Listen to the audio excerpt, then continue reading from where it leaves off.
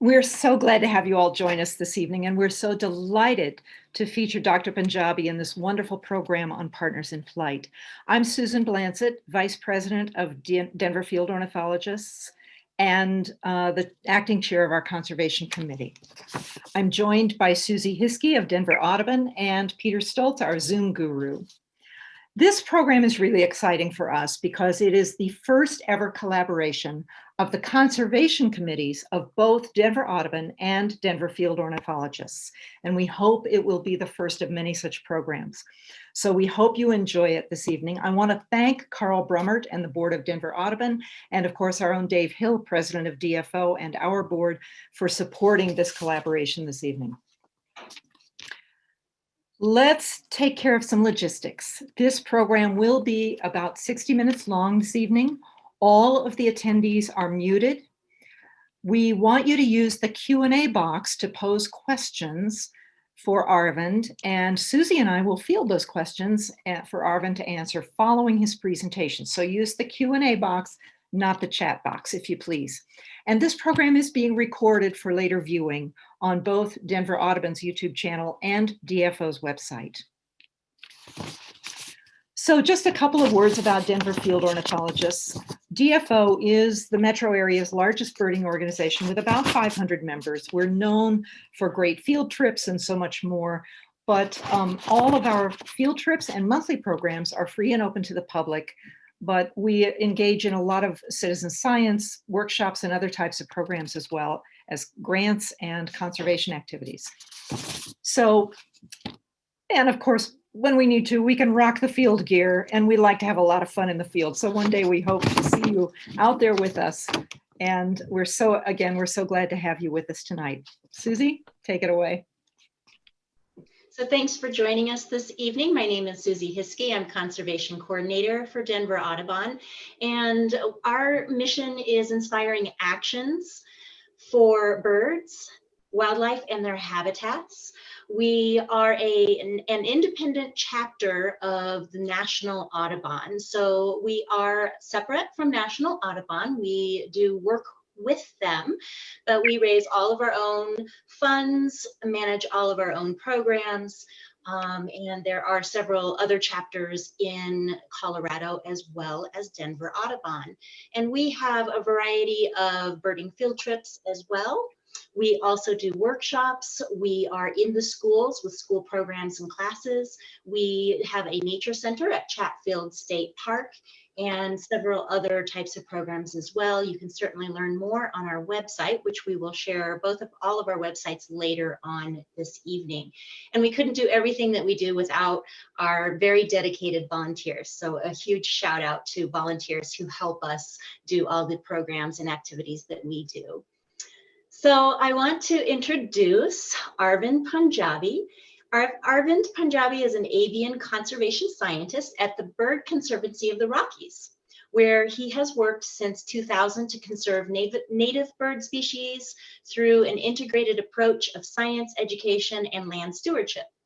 Arvind has focused much of his career on the conservation of birds in Western North America, especially in Mexico, where he has worked to develop the science, local capacity, and partnerships to advance strategic conservation in the country, which is great because, as we all know, birds do move back and forth between here and there.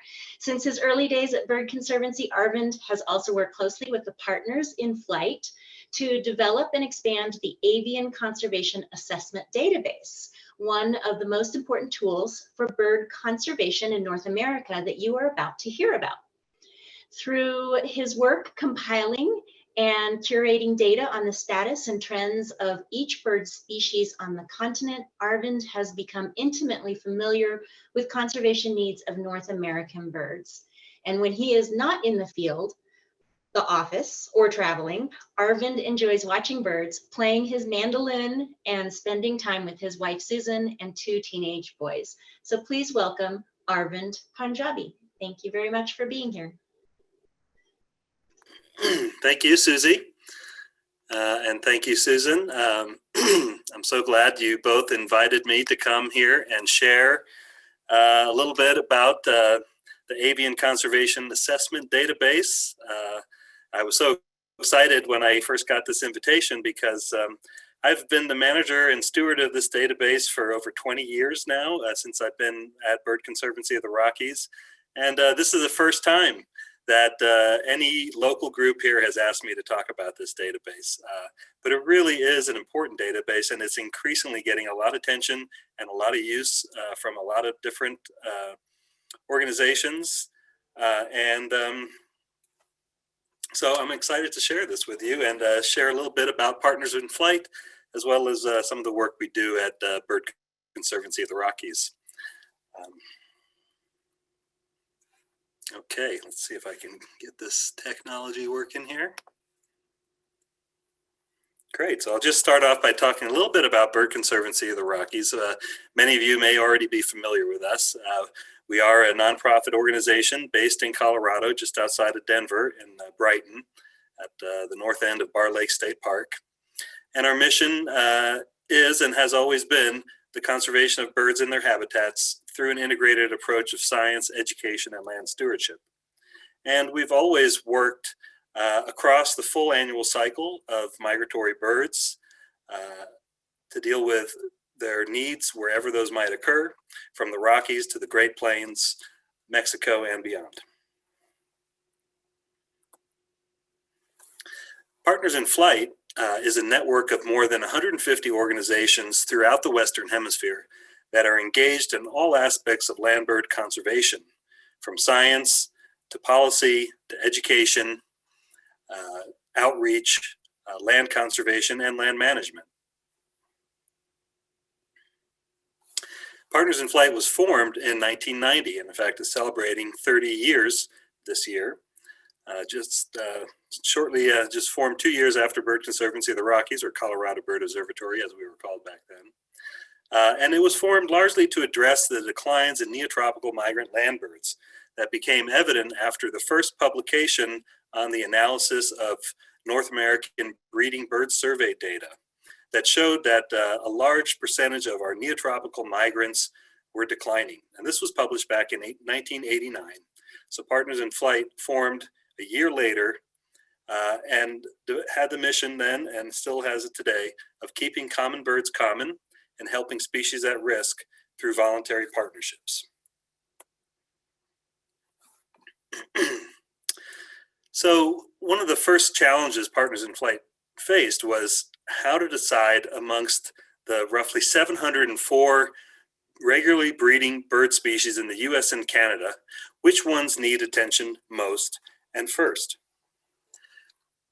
This is complicated by the complex and diverse life histories of the myriad of bird species in our country and their varying distributions, abundance, their migratory travels, and the threats they may face all along that range, and the different population trajectories of the different species. There were existing schemes out there, such as the IUCN Red List, but these generally didn't address species of more moderate concern and even some high concern species in North America.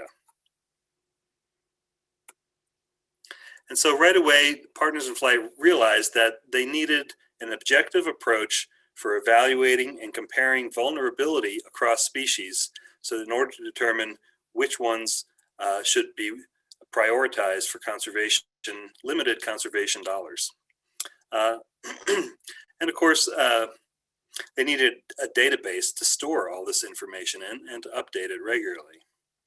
Now, I have a question for the audience, and so of those 704 regularly breeding birds in the US and Canada,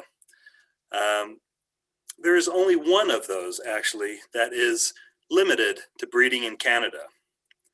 I wonder if anyone here might hazard a guess, and you could put your answer in the Q&A box, as to which species of bird is the only bird in the US and Canada that, within these two countries, that is breeding only in Canada. Do we have any guesses? Try to keep you all awake and on your toes and hopefully share a little bit of bird knowledge with you all. So we're starting to see some guesses come in. I'm gonna wait for a few more people to enter their answers before I start sharing them. Sure. So we have things like the Canada warbler, the X-tern, the snowy owl, Labrador goose. Got another one for snowy owl, boreal chickadee, Smith's longspur. Lots of guesses out there. Lots of guesses. Yeah, but all those birds mentioned there breed also in the US. So there is one bird that does not. Labrador duck is another one that came up. I think I already said Arctic tern, maybe. Arctic tern, yeah. No, all those breed in the US and Alaska as well. So, but some good guesses there. I'm going to go ahead and let the bird out of the bag, so to speak. It's the common ringed plover. There is a small population of this bird breeding regularly in northern Canada, but that is the only place. It does not get into Alaska or anywhere else into the United States. So that's the one bird species that Canada has that we don't have. On the other hand, out of those 704 species, only about somewhere just under 300 of those actually breed in Canada. So, but Canada and the U.S. have been working closely together in Partners in Flight since the early days because of so many shared species. So, in developing this approach that essentially to evaluate which birds need conservation attention most, Partners in Flight embarked on a long road of developing a standardized conservation assessment that would be able to treat each bird species on an equal footing to ensure that each one was considered fairly based on its biological vulnerability. And so as part of this process, we rank 7 independent biological factors. And this is largely a data-driven process. There's really only one factor that is based on expert opinion. And this process has been peer-reviewed. It was published back in 2000 in the AUK by Mike Carter, the founder of Colorado Bird Observatory. And it was reviewed by the AOU Conservation Committee at the time. And it was largely approved with a few recommendations for how to make it better, which Partners in Flight has embraced since then, and we have updated the process several times over the years and published documentation of that on our website along with the database. So the species assessment process generates a conservation rank for every bird species in mainland North America right now, from Canada to Panama. That's about 1,600 species, and it identifies species both at high and moderate risk of decline or extirpation or extinction. And it assesses each bird at 2 scales, a range-wide scale and also at a regional scale across all of North America. Simply put, the Avian Conservation Assessment Database is a repository for the information that's used and generated by the Partners in Flight species assessment process. And it's a tool to help prioritize and coordinate bird conservation actions across organizations and across spatial scales and jurisdictional boundaries.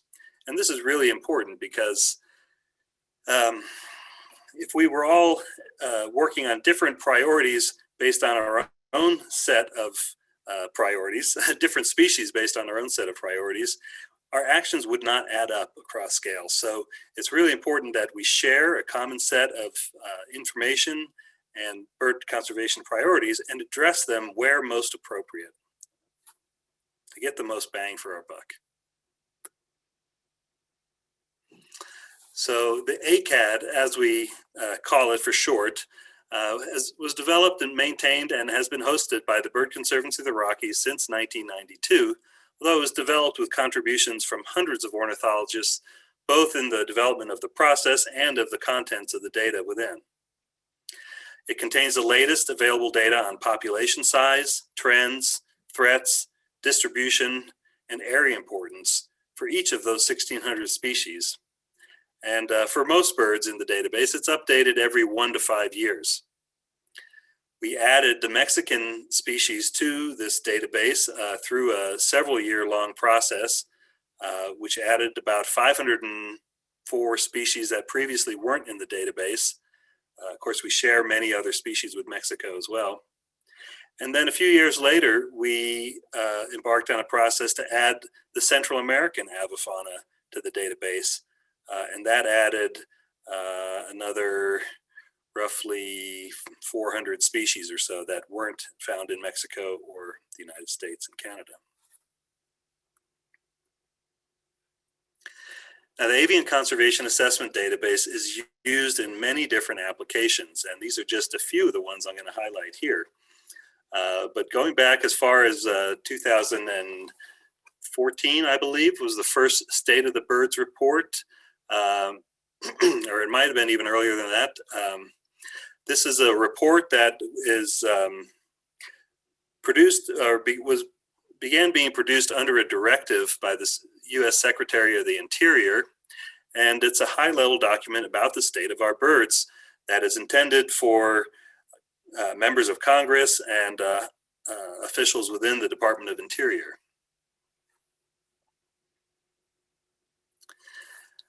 Of course, the ACAT, as we call it for short here, has also been the foundation for many Partners in Flight bird conservation plans, including both continental plans, international plans, and regional bird conservation plans. It's also the source of the watch list, something that has been published not only by Partners in Flight, but by other organizations such as American Bird Conservancy and Audubon. This is all the same watch list that is generated by Partners in Flight as well.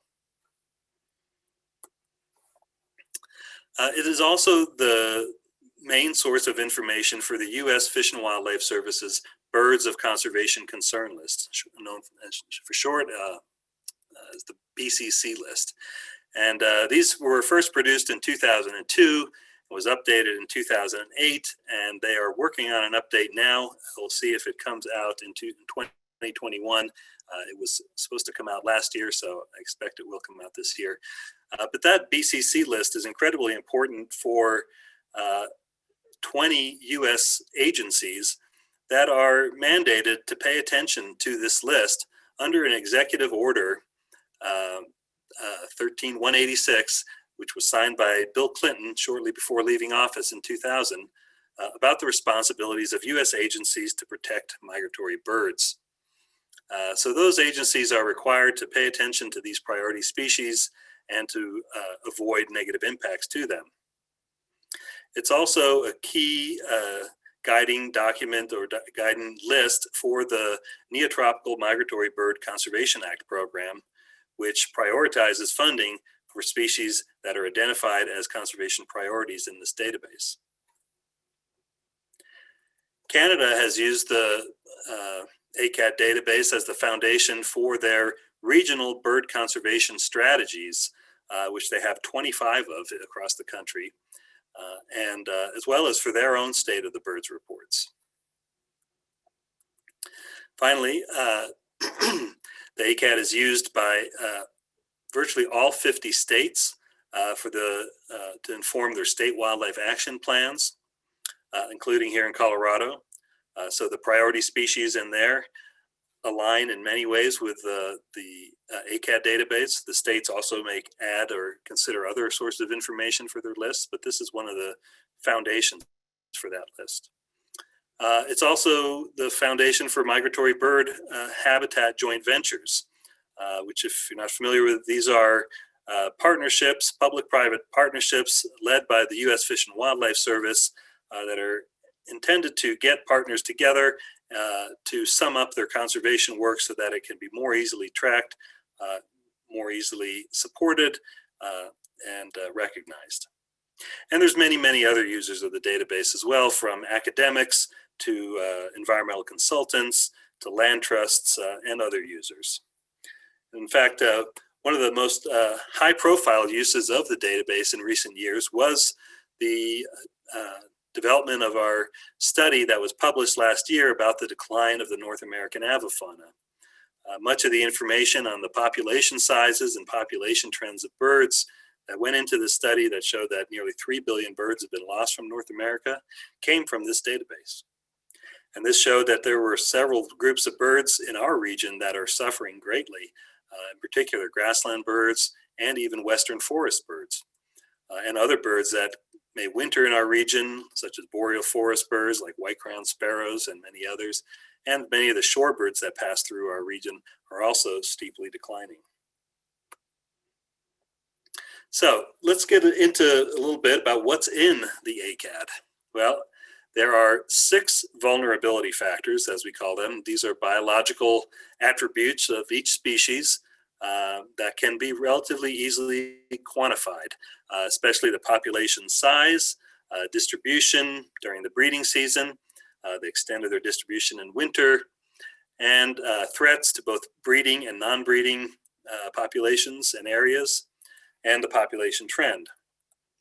There are also, and these are evaluated at either global or continental scales to develop, for example, the watch list. Now, there are 2 other factors that are also maintained and incorporated into the assessment, and these are area importance factors that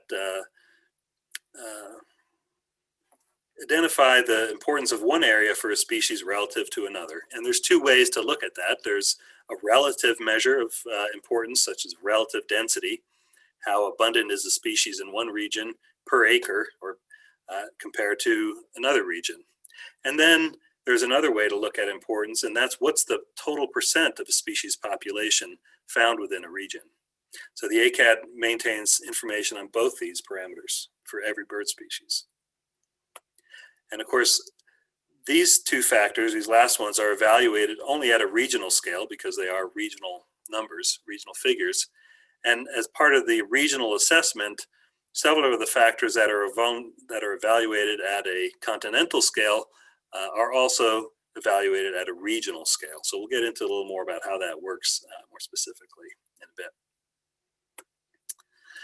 But each factor is scored on the same basic scale of 1 to 5, where 1 always indicates low vulnerability and 5 always indicates high vulnerability. 3 also always indicates a moderate level of vulnerability or high uncertainty, which is also a cause for moderate concern. Now, there are a lot of data sources that feed into the ACAD database, but perhaps most important is the North American Breeding Bird Survey.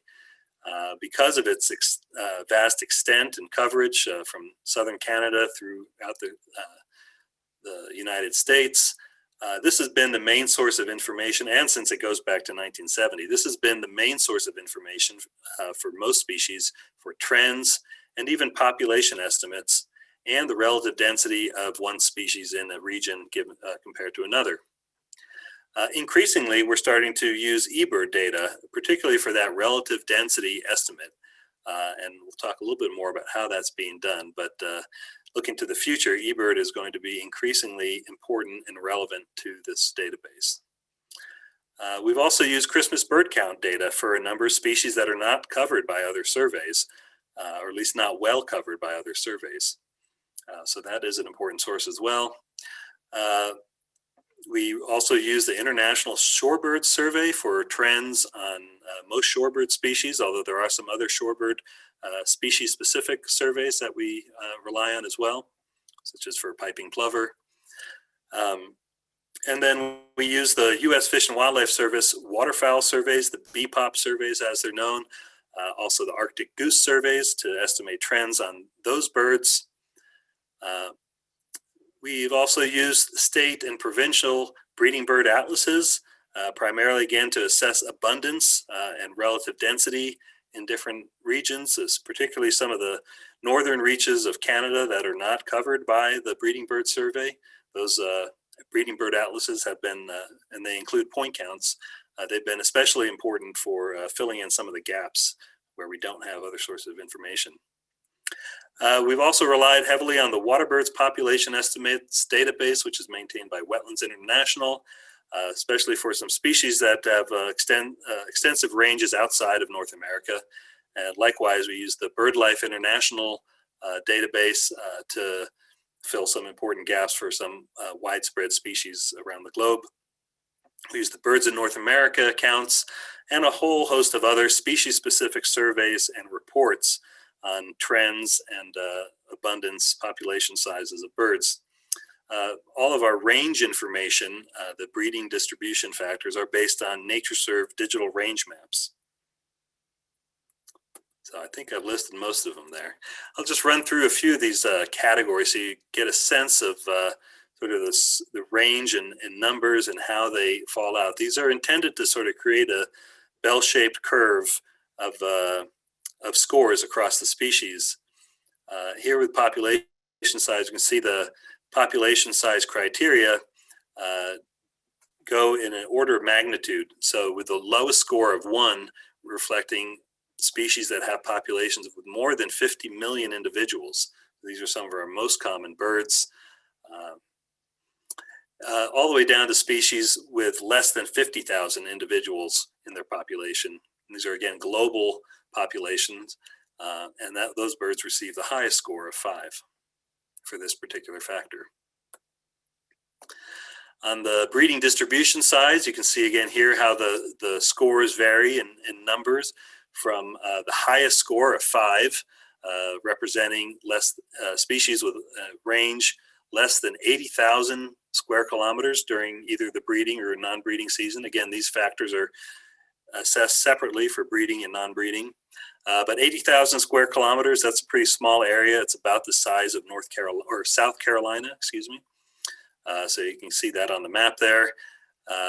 So species with a distribution around that size would be given a 5. On the other hand, a species with a score of 1 or a range of over 4 million square kilometers, that's equivalent to about half the area of the lower 48 states in the United States. So that gives you a sense of the range of that parameter.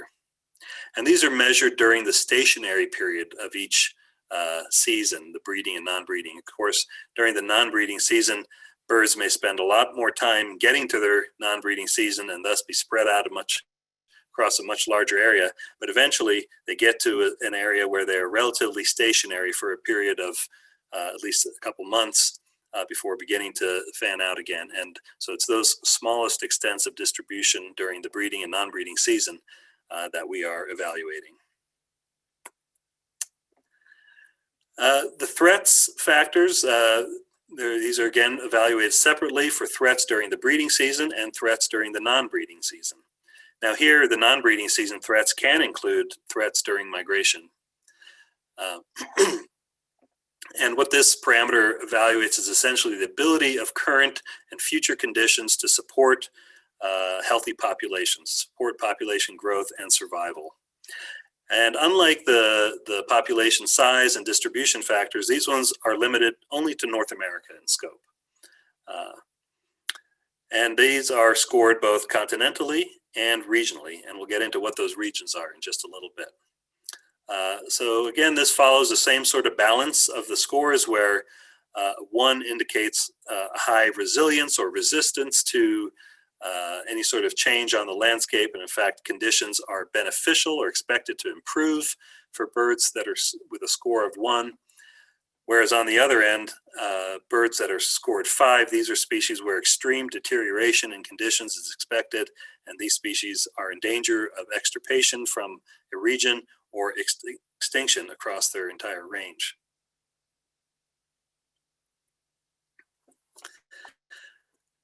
The population trend factor, as you'd expect, this measures the direction and magnitude of recent population changes. So since 1970.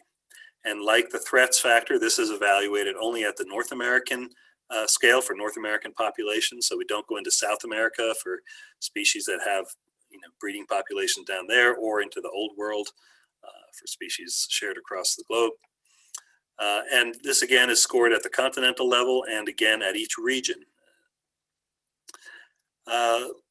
So here again, the scores from 1 to 5 reflect a balance from 1 indicating species that have shown a large significant increase, greater than 50% increase since 1970. Now, this depends on high statistical precision with the survey data.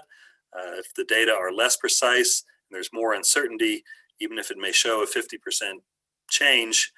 If that change is not statistically significant, they will not receive that score. So it gets moved more towards the middle, towards that uncertain category. You can see the score of 3 there can reflect a small decrease or an uncertain trend. On the opposite end of the spectrum there, the highest score of 5. These are for species that have declined by more than 50% since 1970. So that's a significant large decrease. Now here I have another trivia question. We're looking at a trend graph on the right that is rather horrid. And we're looking at a trend map from the breeding bird survey that shows just how trends may vary across a species range. So we have areas of red that are showing significant decline and areas of blue that are showing significant increase. Anybody have a guess what species this might be? I know it's tough. But if you think about it, this is a species that appears to be distributed across the boreal forest. Now note that area in gray at the top of the map. It's not where the species range ends there. There's simply no breeding bird survey coverage above that area. So this is a species that's found across the boreal forest from the northeast and then down through the Rocky Mountains and the Cascades. Anybody have a guess as what this bird might be that is declining so precipitously, both across much of its range and in Colorado?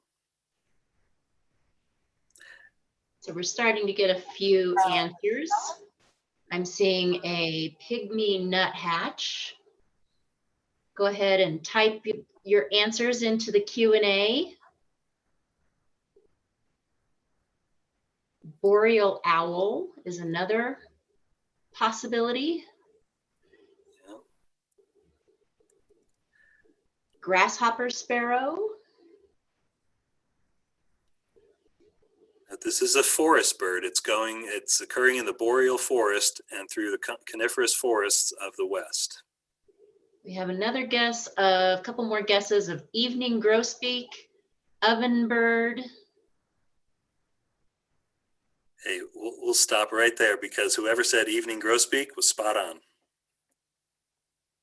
This is an evening grosbeak's population trajectory, where you can see back in 1970, the average number of birds recorded on BBS routes was around 15, and today it's well below 5, getting way down there, close to about 1 or 2. So that's a huge decline that this bird's seen throughout its range. We're fortunate to still have it in Colorado, but it is one of those species that's really in trouble. And it's one of those birds that's on the watch list. Great guess, great sleuth work, whoever figured that out. All right, we'll move on here to the next factor that's used in the assessment process. This one used just in the regional process. And here you see those regions up in the upper right. This is a map of North American bird conservation regions, something that was developed back around 2000, 2001 to help provide common planning units for all different bird conservation efforts. And these are biologically based units that have similar bird communities within them, and therefore make it easier to both analyze trends and data from these scales where you have similar bird communities, and also a more practical scale at which to implement conservation measures. So this relative density factor is the average density of a species within a given region relative to the region in which it occurs in its highest density. So again, this is using the bird conservation regions. And currently this is only scored for the breeding season. And that's because largely our data up till now has been limited to the breeding season because we've relied so much on the breeding bird survey. But we do have non-breeding assessments in the works now. So soon we'll be able to include all bird species within a region within the scope of our priority lists for each region. So not just the breeding birds, but the ones that migrate through and the ones that come to winter. So again, this compares the density of a bird in one region to the density of a bird in the region which it achieves its highest density, and the scores are scaled accordingly there. So and now, as I mentioned, we've started using eBird data, which is not quite the same as BBS data. Of course, BBS data is a very standardized procedure where we get counts of birds and can standardize that per the specific effort, the number of counts that were conducted on a route. With eBird data, it's a little more complicated to measure, to standardize that effort. So we generally rely on frequency data. And so this is the number of checklists or the frequency in which a bird occurs on checklists, either present or not. So those scales are a little different, and we have to adjust our scales when looking at eBird data for species. But it's been incredibly useful for helping to fill some gaps for species that are not well surveyed by the Breeding Bird Survey. But anyways, you can see the scale of scores on the left, and you notice there's actually a score there called P. That is a peripheral score. It's meant sort of as a placeholder for species that are peripheral in a region, may have only bred there irregularly. They generally get included on the list because they have bred there, but they really have no conservation value in that area because they are so peripheral. But starting at the other end of the scale with a 5, we see that 5s include any region in which the bird occurs in at least 50% of its maximum density. So take a bird like, let's say grasshopper sparrow. And I'm just going to shoot from the hip here, but say it achieves its highest density in BCR 18, but then also occurs in, an average like 55% of its maximum density in BCR 19. Well, both those regions would get scored a 5.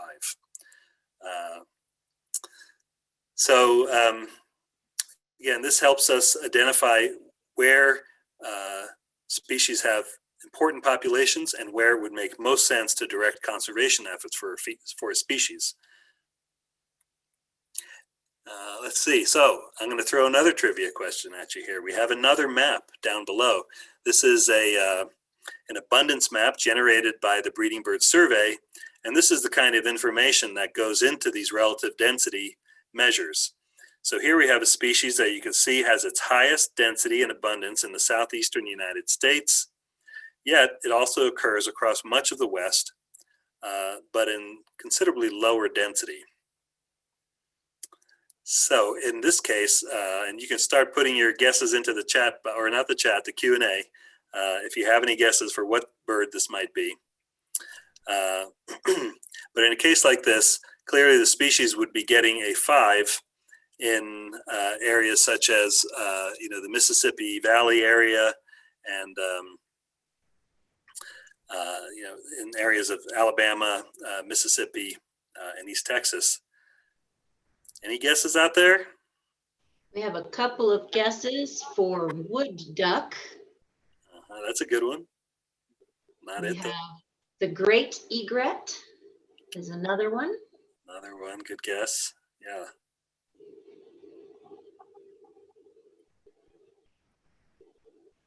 That's all I have submitted so far. If you look at a few of the concentration points here for folks who've traveled down in the Southwest, this bird can be very abundant in some of those areas, in the Big Bend region and in Southeast Arizona, especially along rivers. And we have a guess for a Louisiana water thrush,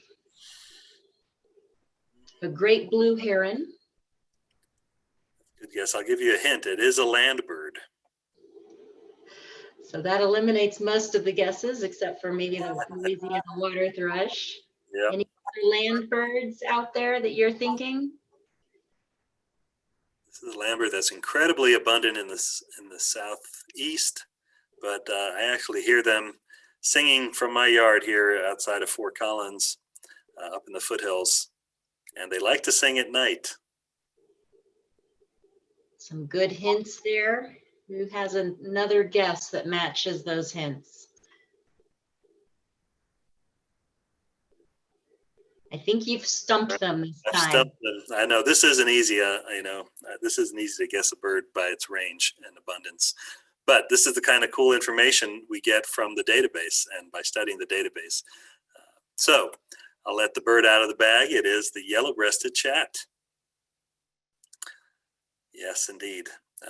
If you ever go down to Louisiana and Mississippi and those areas, this bird is incredibly abundant in early successional habitats there. So, all right, moving on. So what do we do with all those scores for those different factors? Well, as I mentioned, there's two different levels of assessment. So for the continental assessment, we take the PS score, and then we take the max, meaning the higher of either BD or ND. Those are the breeding distribution, non-breeding distribution scores. We take the higher of that, and then we take the higher of the two threat scores. And this is so that we're not overweighting those two factors since they're not totally independent from each other, especially for resident birds. And then we combine that with a population trend score. And this generates a number that can range from 4 to 20. And this is how the watch list is developed. And the watch list is simply all the species that that have a score of at least 14 or higher. And there's a second list that's been developed just recently to sort of address some species that don't quite make the watch list, but are still showing some very steep declines that are troubling. And this is a group known as common birds in steep decline. So these are any additional species that have a population trend of 5. Of course, they have to be native species to qualify for this. I didn't mention that earlier, but we do maintain some information in the database on some well-established exotics, although they're excluded from these priority lists. So two lists developed from that continental level assessment, the watch list, and then the common birds in steep decline. And then from the regional assessment, which as I mentioned is only for breeding season right now, we take those two global factors of population size and the global breeding distribution in this case, then combine that with the threats to breeding that have been assessed at the regional scale, along with the population trend that's been determined at a regional scale, like for one of those bird conservation regions, along with the relative density measured during the breeding season. And that generates a score that ranges from 5 to 25. Now, regional concern species, the rule set is a little more complicated. It has to have at least a score of 13 or higher, but it also has to have a threats breeding score of at least 4, meaning high threats, or a moderate threat score, a threats breeding score of 3, with a population trend score of at least 4. That means a significant but moderate decline, or higher. It could be a 5 also. So those are the ones that are of regional concern. So they have to have a moderate combined score, but then also it weights these threats and population trend factors a little more heavily at the regional level. There is a second list that's generated at the regional level, and that's the regional stewardship list. Now, this does not necessarily have anything to do with conservation concern, but rather identifies species in a region that has a disproportionate percent of population in that region. And we've set that threshold at 25%. So if any species has 25% or more of its population in a single bird conservation region, and it has a threats breeding score of at least 2, meaning it doesn't have a threat score of 1, which would indicate that it's benefiting from conditions there, but it's at least stable or not expected to change based on the conditions. Those are recognized as stewardship species. So those are ones that we need to keep an eye on because nobody else can really conserve those birds except for us, and we have a disproportionate responsibility there. All the species qualifying on these regional lists also have to have a relative density score of at least 1, so it means they're not peripheral to the region, and they have to be native species. All right, so now let's get into some of the results. What does all this database tell us, at least currently? This is what it's telling us. The US-Canada watch list, which I just described how that's produced, there are 176 species out of the 704. So that's roughly 25% of our avifauna that are on the US-Canada watch list. This includes 7 waterfowl species, or roughly 15% of all waterfowl species, 23 shorebird species, or 44% of all shorebird species, 61 waterbird species, that's 39% of all of our waterbird species, and 85 landbird species, which is 19% of all of our landbirds. So the greatest number of species is landbirds, but proportion to the number of landbird species out there, it's not as great when looking at the shorebirds and waterbirds, which proportionally have a much higher percent of their species in this category of watch list, high concern. Now the watch list is broken out into a couple different levels to help interpret it a little more easily. And so there's a red watch list, and there's 39 species on that red watch list. These are species that have multiple causes for concern. For example, they have small populations, small distributions, high threats, and declining populations. This represents 22% of all the species on the watch list currently in the US and Canada. And then there's the yellow watch list. These are about 78% of the watch list species. And there's 2 categories within this: species that are declining and have high threats, and species that are range restricted and have small populations, but might not have high threats or declining populations yet. And those are split roughly equally between those 2 groups, at least in the US and Canada.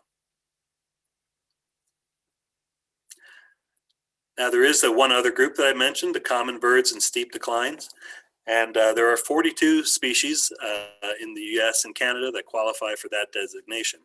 So that's to say they don't meet the other criteria for the watch list. They probably have pretty large ranges and even some pretty large population sizes, but they have lost more than 50% of their population in the last 40 years, or almost 50 years now, 50. And some of the birds like that on that list are common nighthawk, like you see over to the right. Now, when we compare this to the IUCN Red List, they only recognize 83 species in the US and Canada as either near threatened, vulnerable, or endangered, or above. So that's about half the number of species that the Partners in Flight system recognizes, and I think that's an important distinction.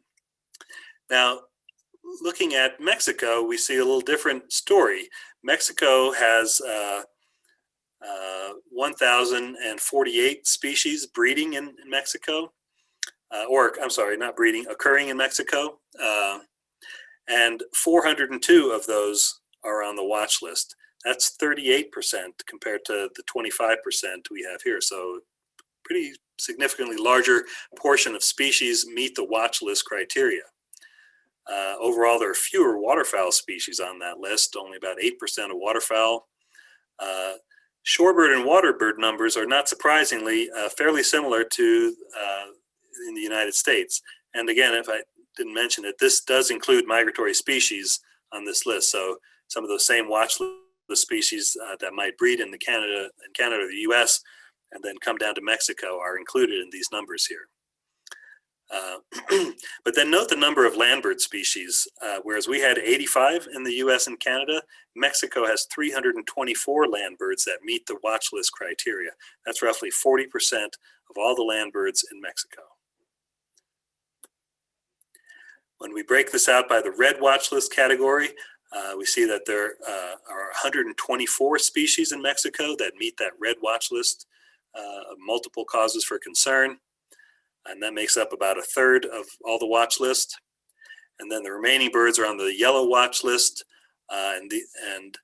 Here we see the balance start to shift between those species that are on the list because of declining populations and high threats versus a larger proportion now of range restricted and small population species. And that, of course, reflects the high endemism of species in Mexico.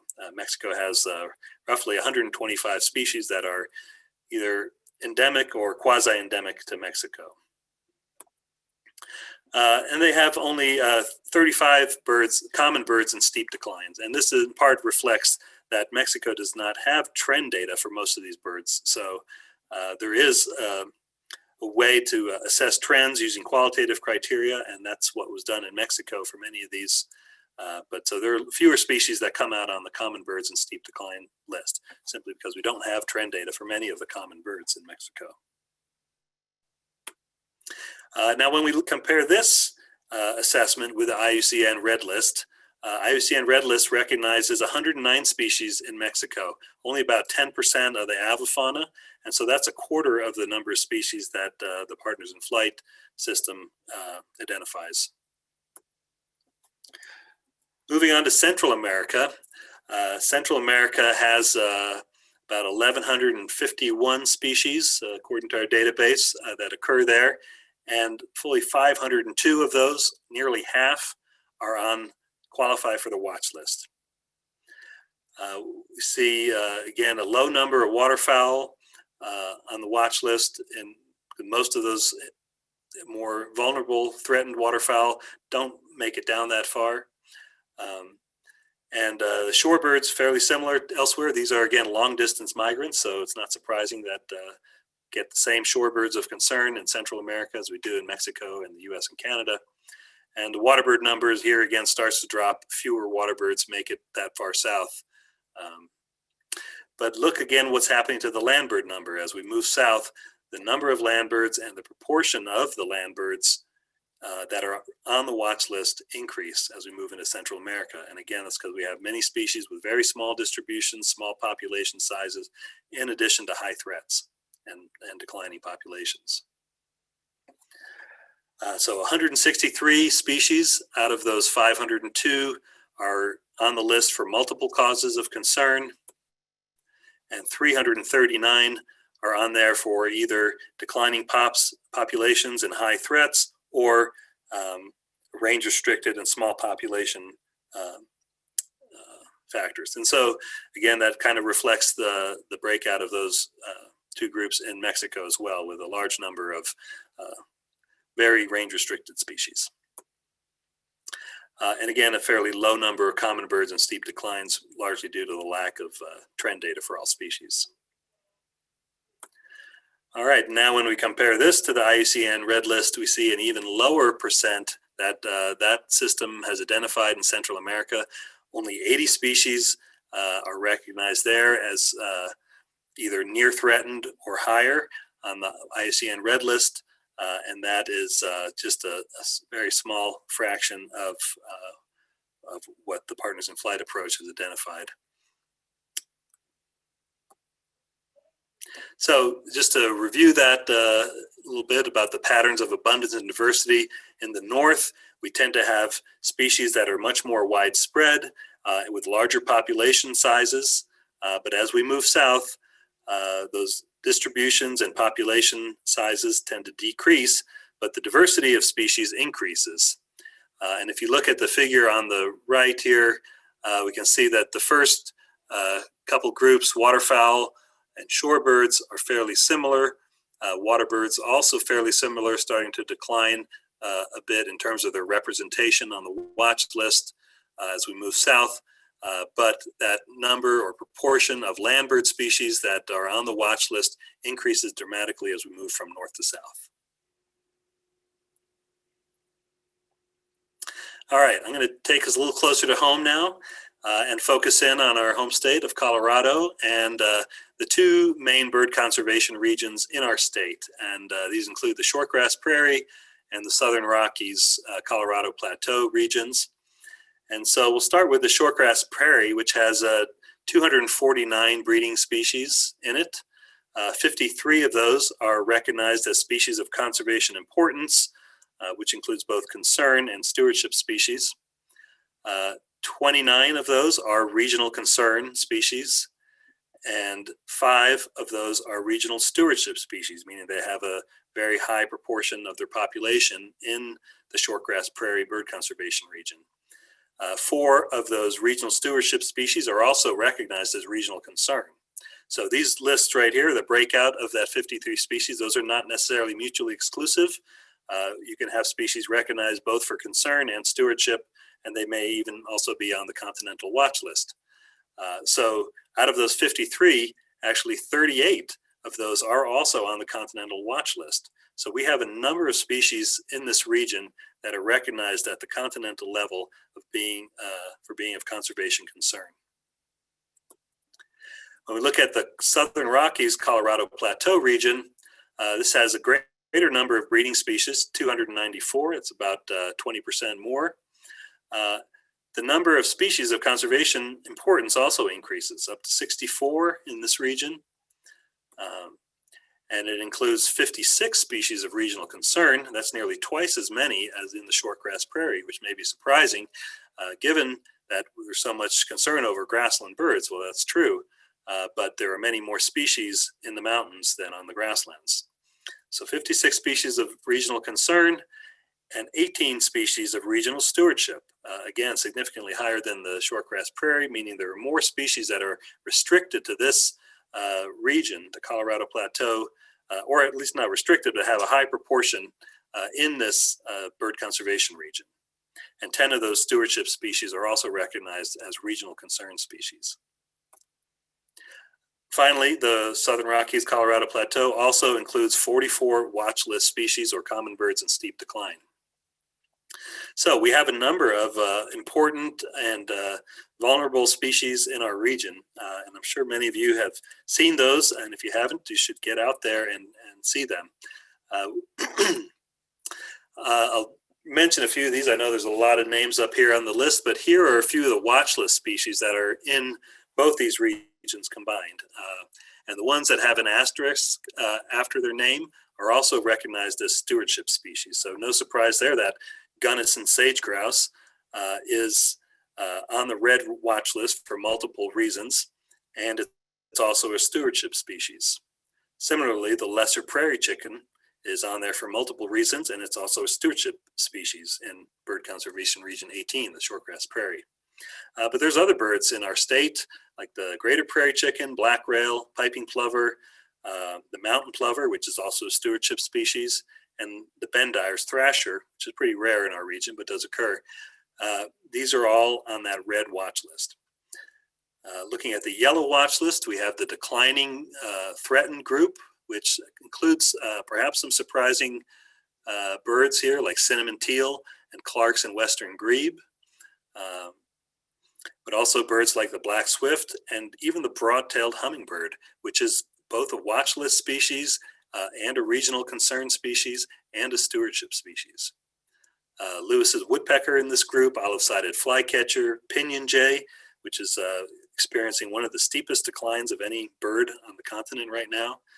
This is an important region for the pinyon jay. If anyone can save the pinyon jay, it's got to be folks in this region, the Colorado Plateau, especially in Southern Rockies. Evening grosbeaks in this group, and the Virginia's warbler, a bird that is still relatively common along the Front Range, but is declining and is relatively threatened by ongoing development and climate change and other things. Also not surprisingly in this group are a few grassland birds like McCown's and chestnut-colored longspur. When we get to the restricted distribution, small population side of the watch list, we're dealing with species that are mostly found on the western slope or the western part of the Colorado Rockies and Colorado Plateau. Birds like the California condor, which occur in northern Arizona and have a large population there that's been reintroduced but is now breeding on its own. So it's also a stewardship species in this region. Same with flammulated owl. Some of the other birds are more restricted to some different corners of our geography, like the Mexican whippoorwill, the calliope hummingbird, the black rosy finch, but also on this list is the brown-capped rosy finch, which is squarely located in Colorado, as well as birds like the red-faced warbler, which make it up into northern Arizona in the Colorado Plateau region. So those are our watch list species that we have in our area here. And these are, again, recognized at a continental level for concern.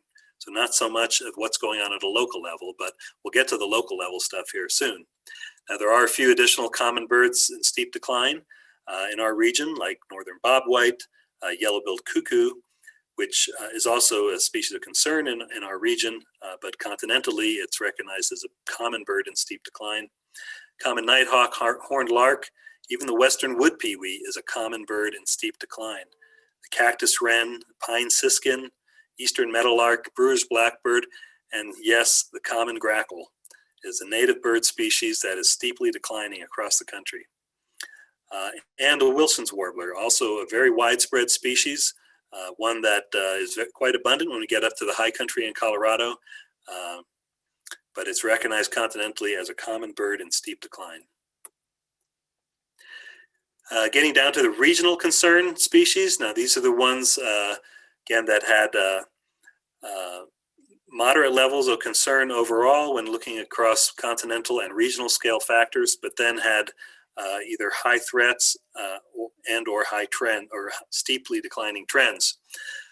So I'm not sure I'll list every bird here. There's quite a few names to rattle off, but you can see many familiar species.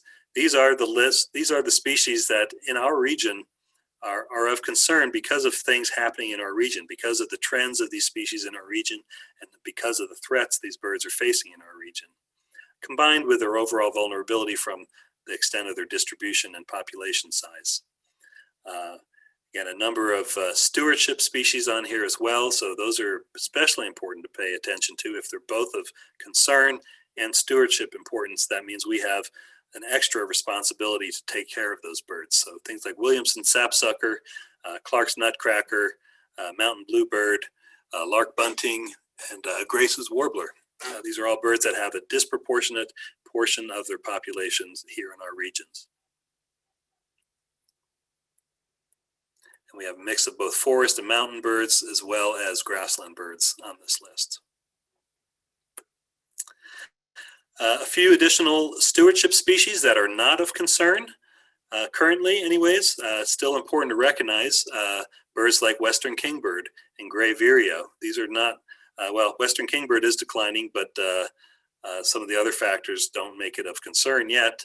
Gray vireo, on the other hand, is increasing population trends over the last 50 years. So a number of these common birds that are disproportionately ours, so to speak. They're in our hands. Their future and fate is in our hands. So we need to keep a close eye on them. Now, I want to talk just briefly about the importance of the ACAD for our own work at Bird Conservancy of the Rockies. For our science programs, our science is largely program is largely built around these priority species, and we focus monitoring, attention, and research programs specifically on the species that are identified as high concern in the Avian Conservation Assessment database.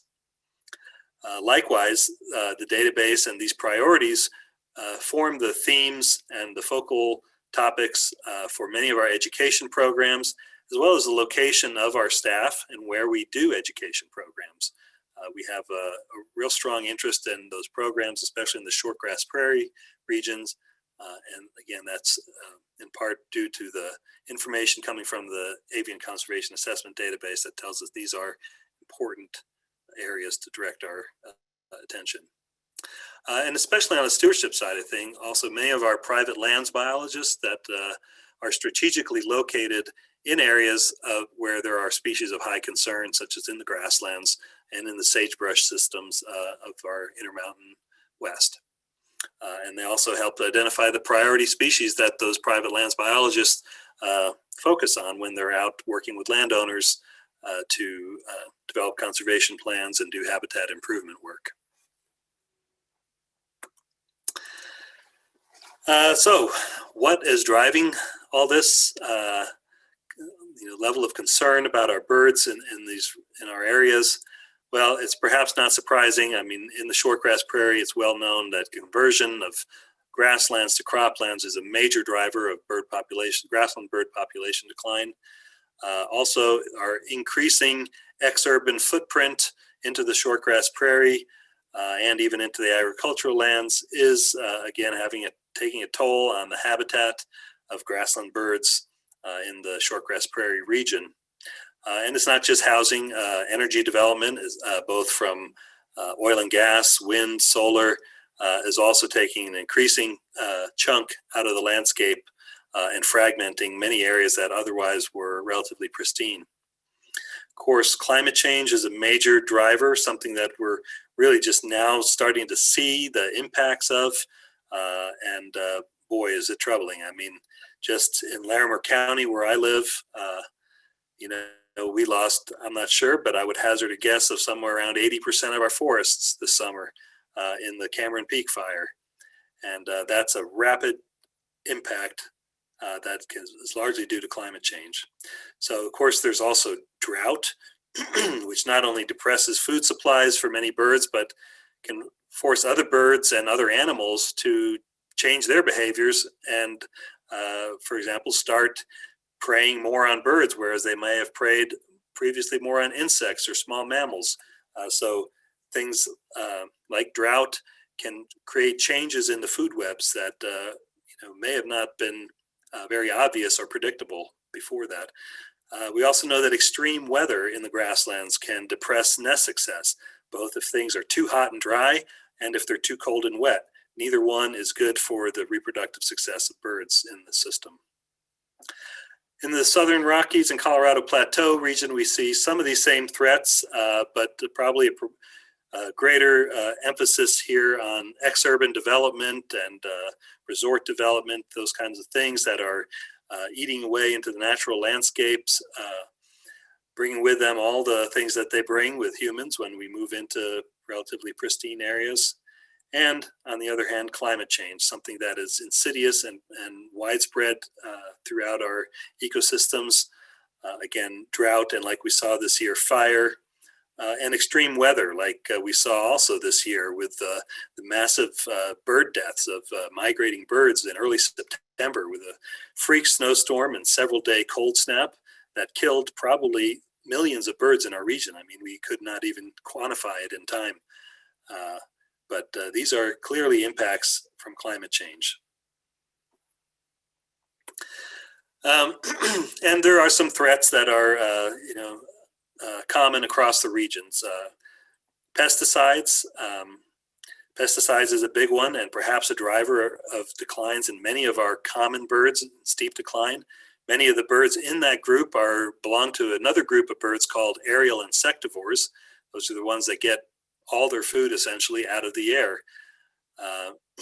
So the widespread use of pesticides, which has increased dramatically over the decades, is perhaps responsible for that. We don't have, of course, studies linking directly, many studies linking directly the effects of pesticides on birds, but those are starting to emerge.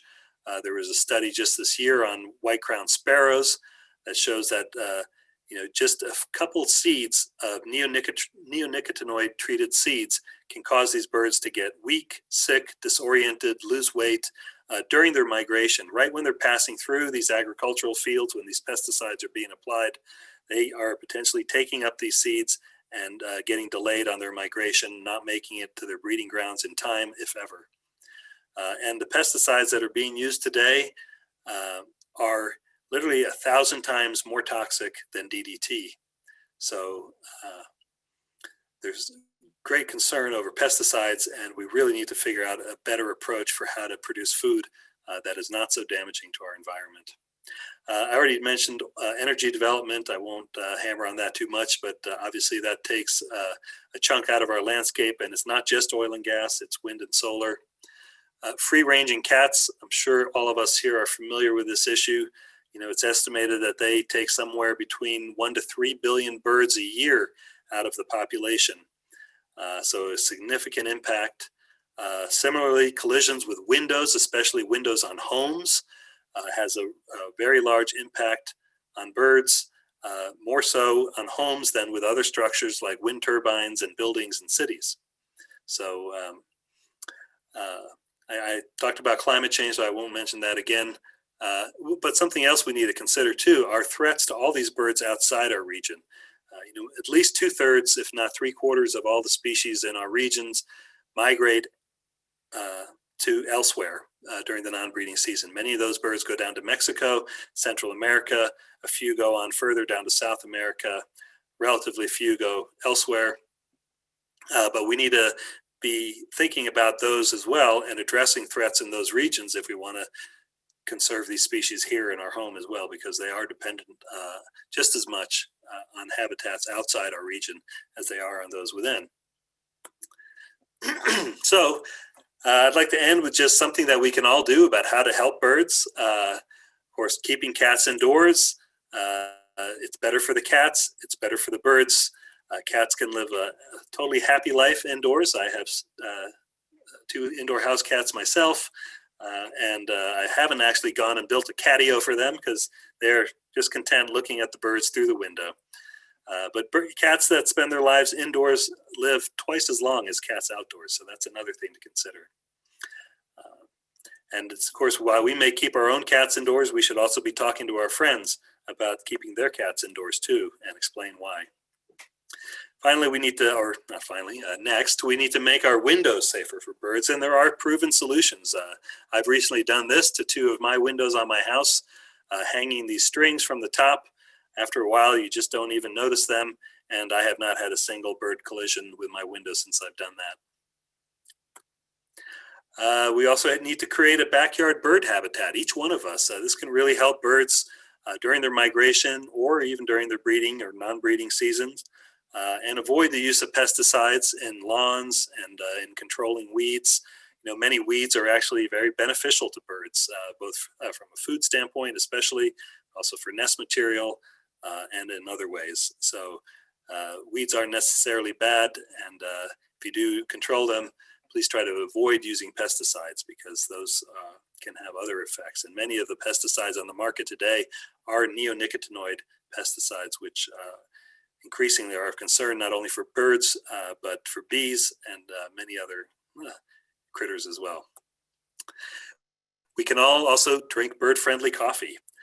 This is something you can do to help birds outside of our region. Not only does the coffee taste great, but you'll be supporting bird habitat and habitat for other animals. I've spent quite a bit of time in coffee plantations in Central America, and they can really be a haven not only for birds, but for mammals, monkeys, and anteaters, and a whole number of other animals. Next, we should all reduce our use of plastics, avoid the use of plastics wherever possible, really think twice before ordering out takeout food, and talk to your favorite restaurateur about the, switching from plastics. If they're using plastics or styrofoam, say, I love your food, but I really wish you would serve it in some cardboard instead.